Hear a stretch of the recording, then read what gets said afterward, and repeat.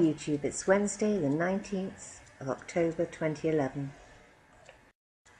and this is the latest update on the KATLA volcano in Iceland.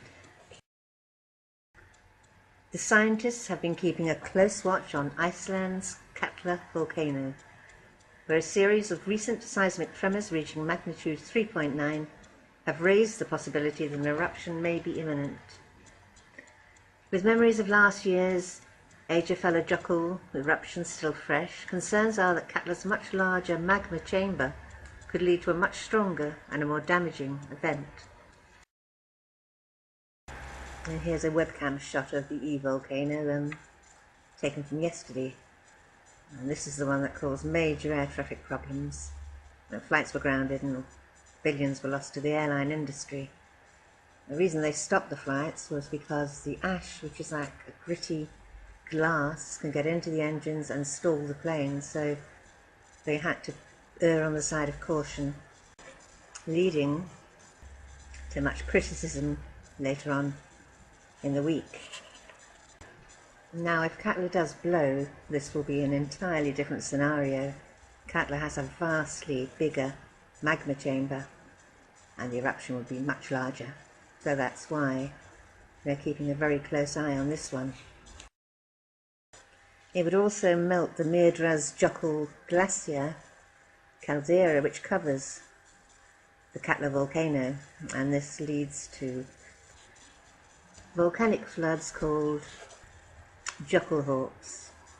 Literally it means glacier bursts, and they can have quite devastating consequences.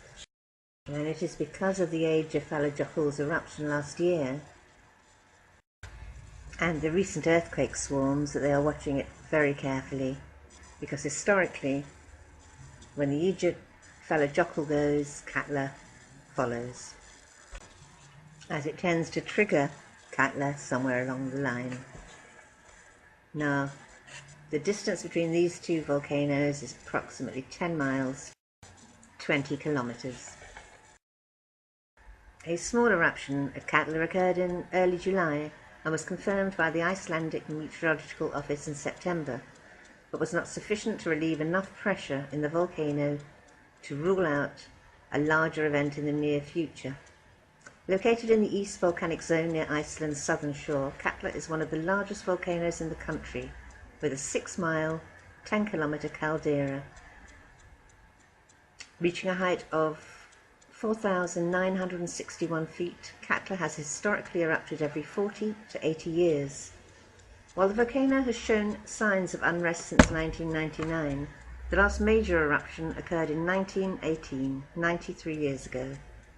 The spring 2010 eruption of Eyjafjallajökull, located only 25 kilometers from KATLA, spewed ash up to 11,000 meters into the atmosphere and was most notable for causing the worst peacetime disruption of air travel in history. As ash spread across Europe, nearly all major airports were forced to close, stranding millions of passengers for nearly a week, as thousands of international flights were cancelled for fear aircraft engines would become clogged with ash. A full-blown eruption of KATLA could dwarf the destructive power of last year's volcano. The strongest of past KATLA events were comparable to the 1991 Pinatubo eruption, which measured 6 on the Volcanic Explosivity Index, scale of 0 to 8. Pinatubo ejected some 10 cubic kilometers of magma and caused global temperatures to drop by 0.5 centigrade, 0.9 Fahrenheit. Locally, the greatest threat posed by KATLA may be due to the fact that it's buried beneath the Myrdalsjökull glacier. Major eruptions of subglacial volcanoes often produce massive flooding downslope with little notice. So that's the latest on that one. And here are the earthquakes on KATLA and around KATLA and the adjoining magma chamber on the volcano, where it's pretty active still. And the only earthquake in the last 4 hours, this one. but pretty active for today and in the last 24 to 36.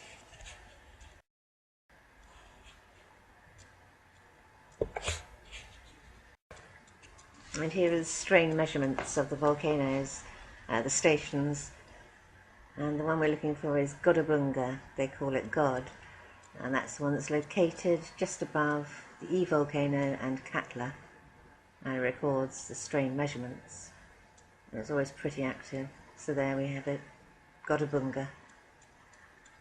Looking fairly busy. Mind you, a lot of the volcanoes do look quite busy. But yeah, definitely a lot of activity going on there with the high points. Well, that's it for today. Sorry about the length of it.